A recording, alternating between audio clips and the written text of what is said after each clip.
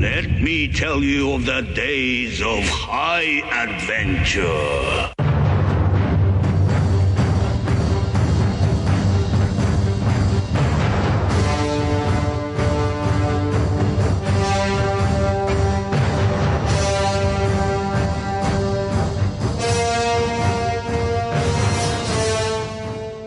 Hello, friends. I'm John. And I'm Kevin. And this is 6 Degrees of Schwarzenegger, the podcast where we take a long, hard look at some of our favorite action movies from the era of Arnold. Arnold Schwarzenegger is the icon of the genre. Then we're taking a deep dive into some of our favorite 80s and 90s cult action movies and breaking them all the way down. All the way.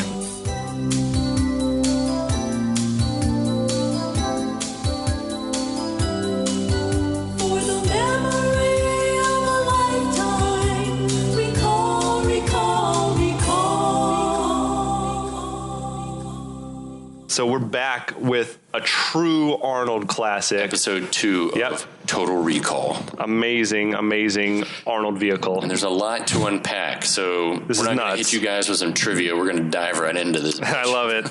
I love it. So where we left off was Arnold, or Doug Quaid, that's right, had gone to this recall business to have a memory implanted, but he had some sort of a mental... He had a Mars meltdown. and wanted some memories from Mars. It turns out there are already some locked up. Yeah, there's already some memories of Mars in his brain. He has an episode, and the people at Total Recall, or at Recall rather, are like, we have to get this guy out Yeah, let's erase his memory of ever being here and send him on his way.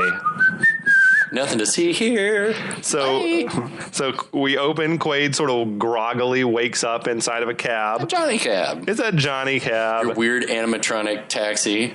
It's quite funny. Yeah, no, it's a gas. You kind of think of it as being, I don't know, to me it's like looking at it, it seems like shabby tech, like maybe it's been around a while. Yeah, he's glitchy. Used. Yeah. His like eyes are twitching and stuff. Like maybe it's there's like a better model and this is like just old school. He's like rolling his eyes and raising eyebrows and like he's a ham. I love it. He is apparently based on some real life actor. That makes sense. But yeah. I'd like to dive in. Yeah, it's pretty. Tweet us and let us know that. The faces are incredible. That whole gag, which we see later in the movie as well, like with Johnny Cab, is just tremendous. And Arnold asking how he got there. He's like, the door open, you got in. Hell of a day, isn't it? It's pretty good. It is pretty good. So the next thing that we see is the cab rolls up. Doug sort of stumbles out, and who should be waiting for him but our different Harry from the quarry. His coworker Harry. Just waiting for him. And he seems to be aware that he was at recall. That Doug was at recall. Immediately sort of... He's like, you went to recall. I think he was kind of like, I don't know what you're talking about. Yeah. Maybe he literally doesn't know because they wiped his brain. That is exactly what I thought. It was like, he wouldn't remember that. And so when Harry calls him out on it, he's like, what? He's like, well, come on, have a drink with me. And he's like, Quaid's like, nah, I don't want to. I got to get home. We see 3 burly men run down the stairs and grab him, and out Harry pulls a gun. Yeah, and he's like, what?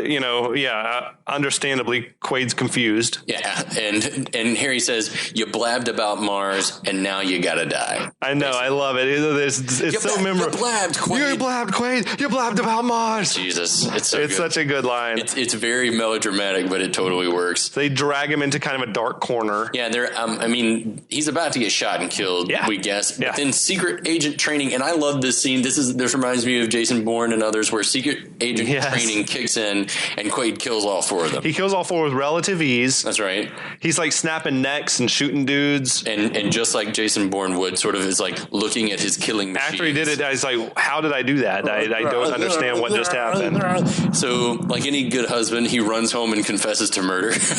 Yeah, he comes home. He tells the wife, Lori, Sharon Stone. Right. He's like, I just killed Harry and some other people. And she's like, when he tells the story, it sounds like insanity. Oh, yeah. Doesn't it? It sounds like a hallucination. It sounds like a delusion, like, like, oh, she's God. like, okay, what He's really happened? Yeah, because she's like, you what? Huh? And he's like, these guys, they said, they tried to grab me and they were mad because I went to recall.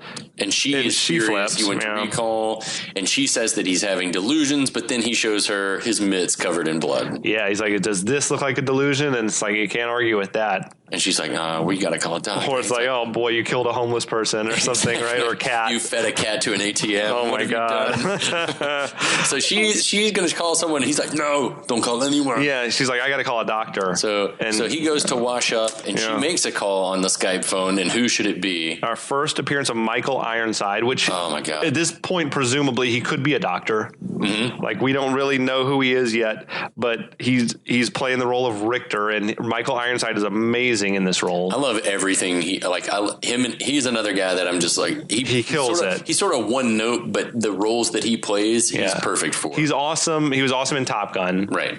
Awesome in Starship Troopers, and then great like a weird art house turn in Machinist. He acts a lot, I'm sure. Yeah, he's a very busy guy. He tends to lose arms or have lost arms in a lot of his movies all the time. This guy, he's like some sort of salamander. He just grows back. So Quaid's in the bathroom. He's washing up. She's quote calling the doctor, and when he comes out, what the fuck? Yeah, it's like someone's shooting at him from the darkness. Yeah. Lousy shot. Shining a light, and someone's fucking terrible at shooting a gun. Yeah. Movies are great. Movies are hysterical. They just keep missing. So Quaid chucks a chair across the room. Yeah, he does, like, he's doing these ninja rolls and stuff, like he's... That training. Again, the training, it's like instincts, yeah. And he overpowers whoever this shadowy, mysterious figure in the room, reaches for a light switch and turns the lights on, and... Wouldn't you know it, it's Lori, the wife. Bitch. She's in her, like, tennis leotard or whatever, and he karate fights the fuck out of him. He lets her go because he's sort of startled, and she, like, I think elbows him or punches him in the dick, kicks him in the dick. She kicks him in the dick so many times, and this is just the first couple of several times that she kicks him in the dick. Man, yeah, you stick with what works. But if you're 110-pound Sharon Stone fighting 210-pound Arnold, incapacitate by any means necessary, which at this moment is grab a knife. Anything goes. It's Kumite rules. That's right. Anything goes. Not the knife. But they fight some, and Quaid predictably overpowers her. That's right. Yeah. And then it's time for some exposition. Yeah. Oh, yeah. She tells him, look, we're not really married. I'm not really your wife. Our entire life together is a memory implant. Like, I only met you 6 weeks ago. 6 weeks ago. Blown away. He thinks they've been married for 8 years. It is married in his mind, like 8 years. Which he is like, bullshit. I remember the wedding and the 8 years. And she's like, yeah, it's all memory implants. They erased your identity and implanted a new one, and she's been assigned to monitor him. And she doesn't even really know why, it seems.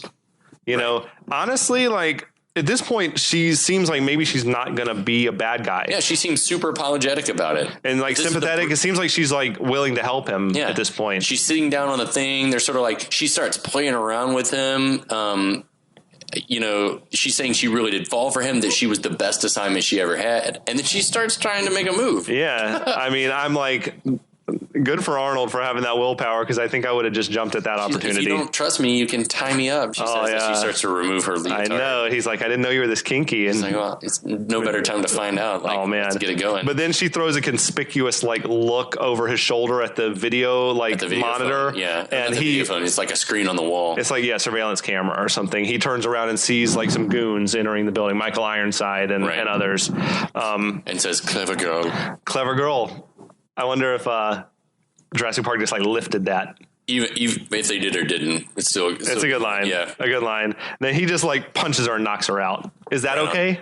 Like, I'm always uneasy with these movies where, like, at what point is it okay for a dude to strike a woman? I think that it's okay to incapacitate a woman in a situation where they're trying to literally kill you. They're trying to murder you, to rob you of your life, liberty, and property. Fair. So, Richter, played by Michael Ironside, and Sharon Stone are apparently an item in this. Yeah, they enter, and he seems super concerned. One of the other guys, like, tries to help her up, and Don't touch her. Yeah, he shoves her. Michael Ironside shoves him off, and it's like, don't keep your hands off her. She immediately apologized. Their interaction with each other is very tender, very familiar with one another. She apologizes for blowing it. He's concerned that Quaid, like, what's Quaid remember? She says nothing at this point. Richter's top henchman, who we're going to call what? Scanner goon. Yeah, he's got this, like, Quaid tracker, the Quaid scanner. 3D Quaid scanner. Yeah, so he's like, we picked him up. He's left the building. He's heading for the subway. Scanner technology came a long time since RoboCop, let's just say. it's great that it was 3D because I found myself wondering, like, he could be on any floor though, but then it was 3D, so they can actually tell. Yeah, that's dope.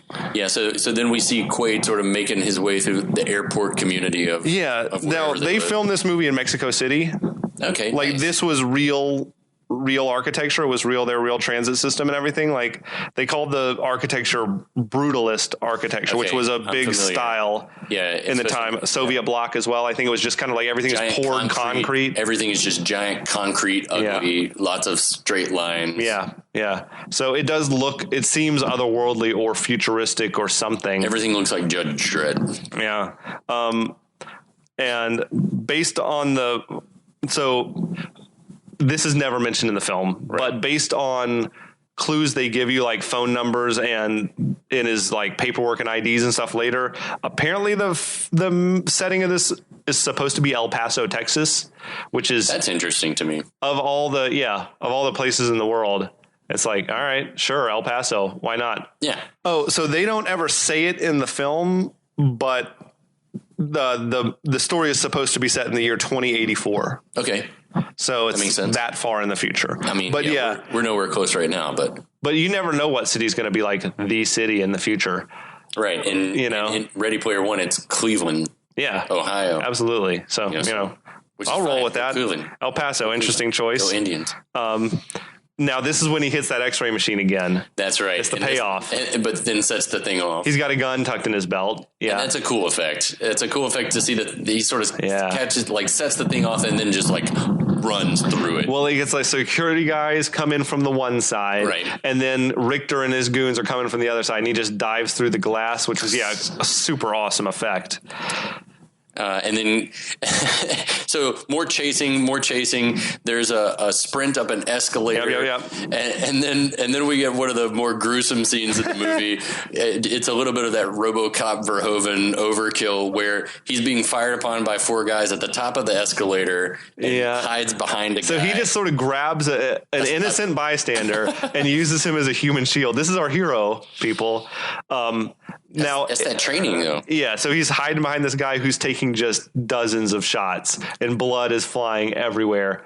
And Quaid is taking shots over his shoulder and taking the dudes out. Yeah. Just nailing them, picking them off. Yeah. And kills all four before. Right when he kills them, that's when Richter and his Scanner Goon comes up from behind. He whips around. The human shield takes a whole lot more gunfire. And then he just hurls the body on them. We'll call it a corpse at this point. Yeah. He just tosses the corpse down on top of them. So long, human shield. Absolutely. Thank you for your contribution. There's a great moment. So Arnold dashes away from the top of the escalator. Richter and Scanner Goon recover. And Richter just like straight up steps on the squishy corpse chest of one of his men. Just no regard. And there is like a noise or something. That's weird. It's awesome. Then we see, I like just to say, it's like our pace is fast because the movie's happening fast. The movie's flying. Yeah. And this is another movie like RoboCop where the first edit of the film was given an X rating because the violence was just so over the top. Yeah. Apparently this scene was a problem for the MPAA people. I can see why. It is like an innocent man, like, and just blood everywhere. But it works. Yeah, we're living in a post Die Hard world at this point. Exactly. Post RoboCop world. So Quaid is continuing to escape. He comes up on the subway train pulling away. He's sprinting alongside of it. Sort of barely taps the glass on a window and it shatters. No, dude. So this glass was supposed to be rigged up with an explosive, like to shatter the split second, before he hit it. Right. But apparently the charge didn't go off and he really did break it with his hand and cut his hand pretty bad. Oh, I take it back. I think they had to shoot for a few weeks, like hiding his hand from shots. Cause So yeah. And they used that shot. The same thing in Terminator, like when he walks up to the station wagon and breaks the window, like, they were doing it on a guerrilla. They were doing it guerrilla style on Terminator. And I think they were like, it was going to take so much time to rig up a window to break. And Arnold's like, no, don't worry, James Cameron. Like, I can punch through the window. And he's like, all righty then. And he just let him do it. But that's risky behavior. Yeah. No doubt. Damn. Way to go, Arnold. Yeah. So gotta make that paper. He's got the strength is real, I suppose. Yeah, it is definitely real. So I take it back. Quaid breaks the glass and jumps on the train. You never speak ill of Arnold. I'm sorry. At least not his strength. Yeah, I should have known better. So breaks the window and then proceeds to dodge shit tons of bullets because Richter is just unloading indiscriminately into crowds of people. Arnold gets away and Richter is pissed. He is so pissed. He wants Quaid dead. I mean, he killed a bunch of his guys, and then he's got Scanner dude's like, no, dude, like, I don't blame you, man. I wouldn't want a guy like Quaid porking my old lady. You saying she liked it?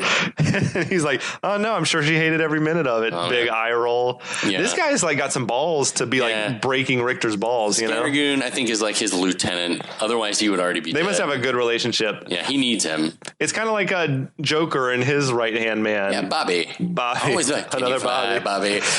So we need to mention that as soon as Quaid gets on that subway train, what plays but a commercial about real space travel being better than implanted memories. Yeah, and it's totally like tongue in cheek. Love the ad wars aspect of it all. But also he's like, oh, that's a good idea. I need to get to Mars.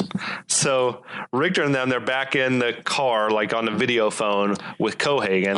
So it's like, okay, so they're working for Cohagen. That's right. We're finding out the Mars leader that we saw on the newscast early on in the film. Yeah, and he's already heard from Lori that Quaid doesn't remember shit.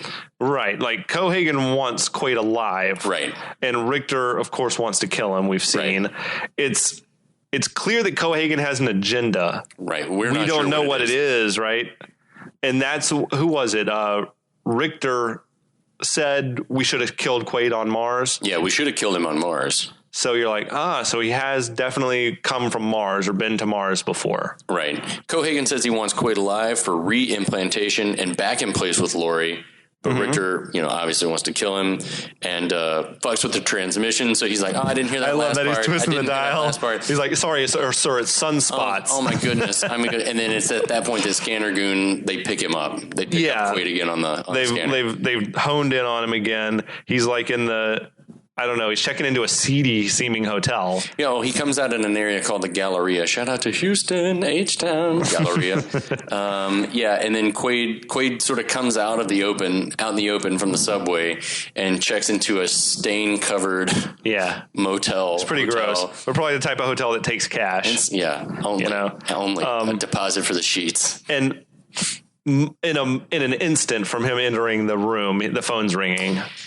Yeah. Now, a conversation that you and I had that we'll discuss later on is like so many things happen in this movie. Like they're super convenient moments that start. Oh man.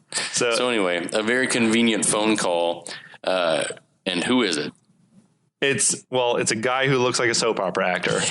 He looks and sounds like someone. They're like, who do we got? I know, it's so weird. Someone from Young and the Restless. But you know what it is? It's like in a video game when the guy is like training you, or whatever. Yeah. Is like it seems as though he's addressing no one in particular. Like he's just reading off a script. Right.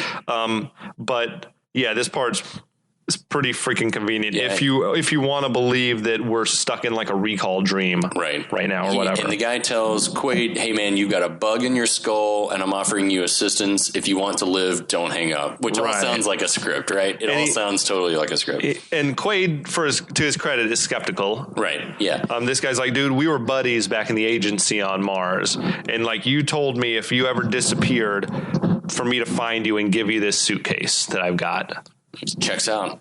So, he tells Quaid, dampen a towel, wrap it around your head, and that'll buy you some time. It'll make the signal weaker.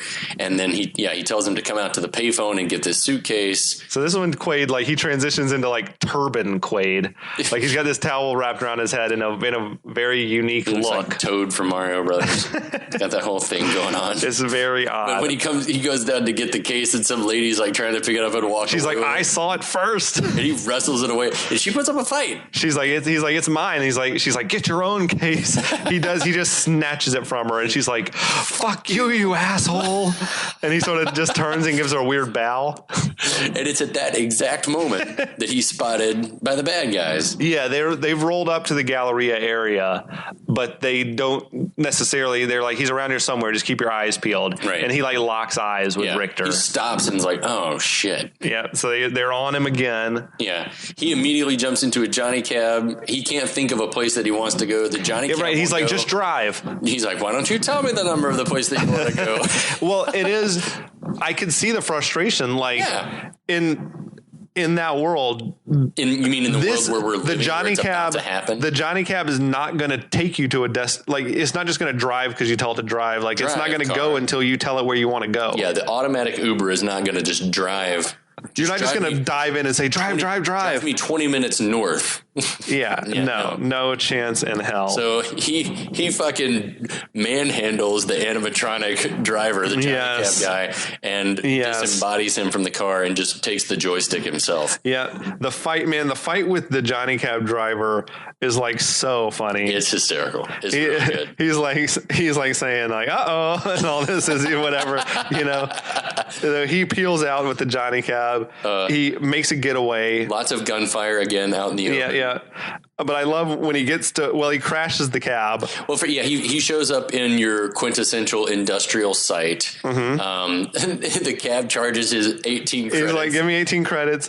And then he's like, sue me, you dickhead. Sue me, dickhead. I love that he called a robot a dickhead. And then that's at the point where the Johnny cab just speeds into a wall and explodes. Oh, yes. Okay. Crash. In a fiery crash. Like, is that the Johnny cab programming? Like, you try to kill someone who doesn't pay their fare? In the real world, you would swipe your card or whatever, scan your card before it goes anywhere. Right. But yeah. Yeah, I'm just wondering, like, did this thing go rogue, or is that like how it's programmed? I don't know, but I mean, he did rip the animatron out. But yeah, he tries to run him down, just runs into the wall, and it's a ball of flame, which is gonna probably bring the bad guys here. And also that cost the Johnny Cab Company a lot more than the 18 credits that they lost. Exactly. Now they've lost a vehicle. Yeah. So anyway, Quaid runs upstairs in what looks like just an old factory that's on that property and starts going through the suitcase and finds like your quintessential, all the spy shit, your spy kit, your money, your fake IDs. Yeah, a gun, maybe. Was there a gun in there? I can't remember. He had just tons of cash, different identities, and what looked like a weird surgical device. Yeah, he's like, huh, and a bracelet. Yeah, there was a gun in there. I think there was a gun and the bracelet thing, which is the most useful item in there, I suppose, is this hologram device.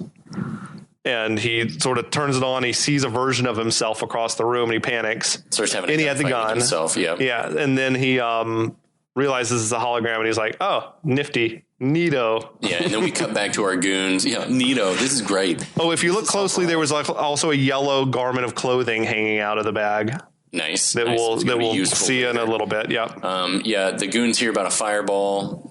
Yes, there was an explosion near the old concrete factory or something. Right. So, and because the signal was in fact dampened by the fact that he had the wet towel on his head, so they've been driving blind for a little while trying to find him. So the fireball. So this must be was inconvenient for Quaid. And there's a video message from Quaid himself, not Quaid, but Hauser, who is just a sexy, charismatic, confident. He seems like Arnold when he's not trying to be a character. Like if you were just talking with Arnold, he's like, and I gotta say, he's a charming dude. Maybe it's because he's putting a little more like thought and effort behind what he's saying, but it's like the accent's less perceptible when Arnold's like talking in that manner. No, he's like, there's certain times that you see Arnold and you're like, oh, I get it. Like he's such a charismatic and charming guy that the accent doesn't matter all that much.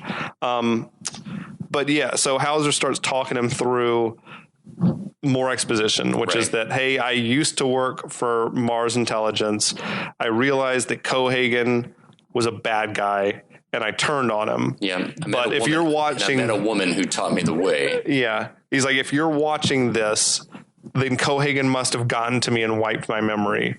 So you got to get to Mars and link up with the good guys. He's like, tells him to go check out the Hilton and show him one of the IDs, and they'll tell you where to go from there. Just basically. do what I tell you, and we'll nail the son of a bitch who fucked you and me. Yep. Oh, and he tells him, now take this one device, the weird looking device, and we're going to get that bug out of your head. Oh my God. And it's terrifying to watch. It's hard to watch. He says, stick it up your nose until you hear a crunch. Just shove real hard. Oh, Jesus. He's like, don't worry, it's self-guiding. You don't have to do anything. I'm like, oh my God. That's comforting. At least I don't have to be an expert in bug removal from my own skull. The Arnold head puppetry on this one left a little something to be desired. I mean, there's really only one in this whole movie that's unforgivable to me. So this is not that one. This still falls under the category of I can live with it. I think we'll get to that one in our next episode. Yeah. But yeah, he pulls out this, I don't know, ping pong ball size. Jesus, it's enormous. I mean, it's at least, I don't know, an inch long and as big around as a AA battery or bigger. His nose is like stretching out. It's pretty gross, really. It's over the top for sure.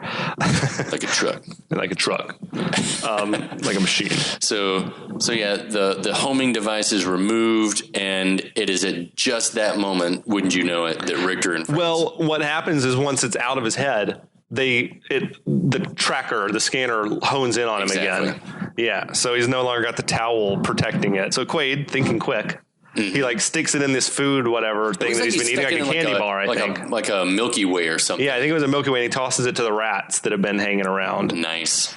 Yeah. And it, of course, befuddles the bad guys. Yeah. The bad guys show up, are shooting every which way but the right way. Yeah. And obviously they shoot the Hauser video device. They shoot the poor rat, the blood splatters everywhere, gross. And all you hear is the Hauser video saying, "Get your ass to Mars, get your ass to Mars, get your ass to Mars," which is brilliant because it's super memorable, but also it tells the bad guys presumably oh, we need to go to Mars and continue the search for Quaid. Richter's probably not happy about that. Yeah, it's pretty awesome. And that, friends, that's another section of this movie down. That's how we wind episode 2 down. This movie, the pace just never lets up. It's like one long chase. It is. Yeah, it is unrelenting. It's pretty great. It really is. It's fun to talk about. It makes me feel breathless in between. I'm like, let's crack open another beer. Absolutely. And let this train roll on. So we will see you guys next time. We'll be back.